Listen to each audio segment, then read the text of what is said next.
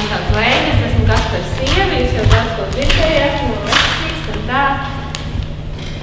Nu, es īsumā par šo tēmu runājot, jā, kaut ko par sevi. Es pat esmu jurists, strādāju Kultūras ministrijas autortiesību nodaļā. Esmu arī hip-hop dēļ pasniedzēja, šobrīd auklēju mazulīti. Un tā īsumā par to visu gaidīšanu. Tā, man agrā bija tā doma, ka cilvēki satiekās un viņi tas nav nekas liels, ja viņi tur pārbūt, taču, ja viņi mīlēs, tad izšķirās, un kamēr viņi atradīs to īsto. Un tad man pašai bija 18 gadi, un man uzradās pirmais tās nopietnais puisis. Man pašai nelikās, ka es viņu tur mīlu, bet likās, nu jau mēs esam pāris, nu, ka tā laiks iet, un visi tas šo dara, un draudzienes apkārt to arī dara, tāpēc nē.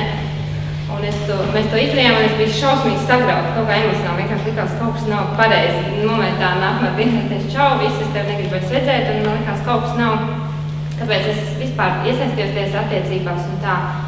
Un tajā laikā, nu, es ar Dievu tā biju uz jūs, un tad es sāku meklēt atbildes un arī uzzināju par to, vispār par īsti mīlestību gaidi, saņēmu tādu mazu lūkšaniņu, un kaut kā sākumā tā vienkārši vakaros tā viņu lūdzu, nu, kad Dievs lūdzu par savu otru pusīti, un tā es 3 gadus lūdzu.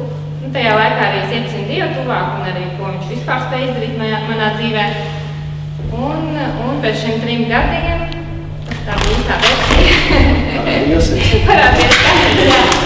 Nu jā, un tas ir arī cits pavisam stāsts, jo mēs tur satikāmies, un tad es viņu meklēju, tad es atradu viņa mammas telefonu, tad es zvanīju tai mammai, un tad es zvanīju Kasparam, un es domāju, es laiku nevaru tērēt, es neko par viņu nezinu, un es teicu tieši, nu, ja tev nav sieva 5 bērni, es tev gribu uzaicināt uz tēju, vienkārši pirmo reizi, pirmajā sarunā.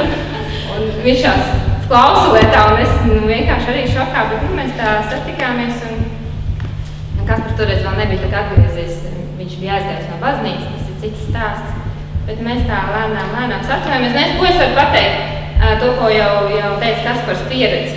Es varu liecināt par Dievu manā dzīvē ar savu pieredzi. Un to man neviens nevar atņemt. Un to nevar teikt, tu to esi iedomājies. Nu, manā dzīvē tā notika. Un es vienkārši iesaku pamēģināt, nedarbosies.